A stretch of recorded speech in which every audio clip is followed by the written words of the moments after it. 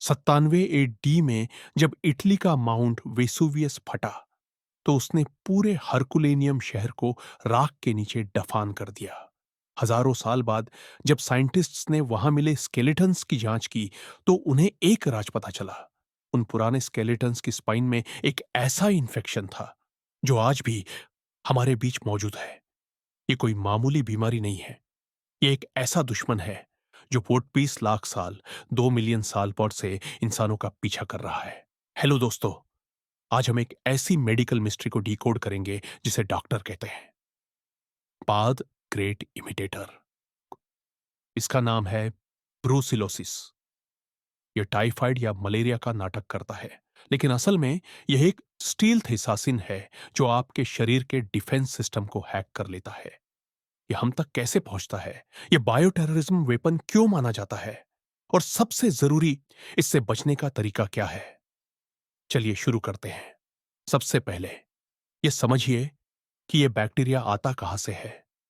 यह एक zoonotic disease thought है, मतलब यह जानवरों से इंसानों में फैलता है, और इसका सबसे बड़ा कैरियर है आपका दूध वाला गिलास। अगर आपने कभी गांव में या कच्चा दूध, रॉ मिल्क पंपियूतम पिया है, या बिना पास्टराइज किया हुआ फ्रेश चीज खाया है, तो आप रिस्क पर हैं। दुनिया भर में लाखों लोग हर साल इससे इन्फेक्ट होते हैं, सिर्फ इसलिए क्योंकि उन्होंने दूध को उबाला नहीं। लेकिन यह बैक्टीरिया सिर्फ खाने से नहीं फैलता, यह हवा में भी फैल सकता है। यह इतना खतरनाक है कि सीडीसी ने इसे category B bioterrorism agent list किया है। क्यों? क्योंकि इसका इन्फेक्टिव डोज बहुत कम है, सिर्फ तक 10 से 100 बैक्टीरिया आपको महीनों के लिए बिस्तर पर गिराने के लिए काफी है। यह हवा के जरिए फैल सकता है और किसी भी आर्मी को बिना गोली चलाए हरा सकता है।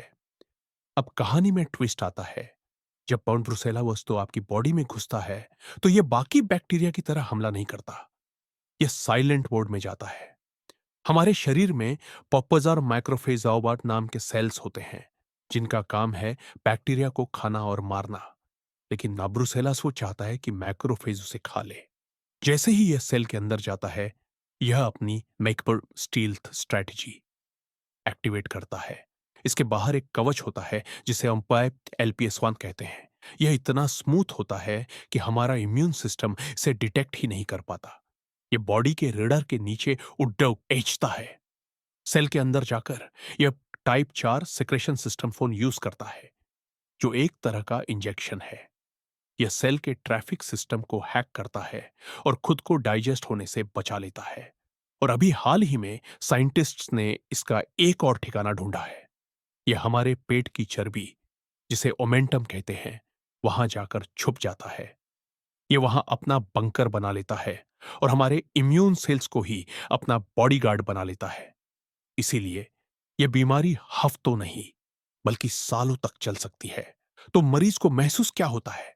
इसका क्लासिक साइन है अंडुलेंट फीवर। बुखार लहरों की तरह आता है और जाता है।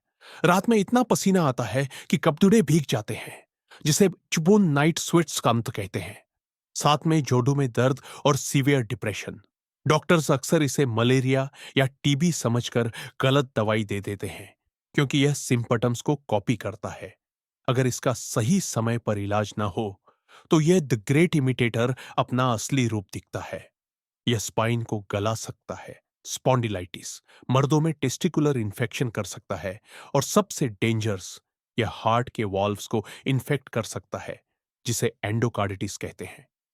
इस इनविजिबल assassin को पकड़ खींचने के लिए डॉक्टर्स ब्लड कल्चर या सेरोलॉजी टेस्ट जैसे रोज बंगाल टेस्ट का इस्तेमाल करते हैं।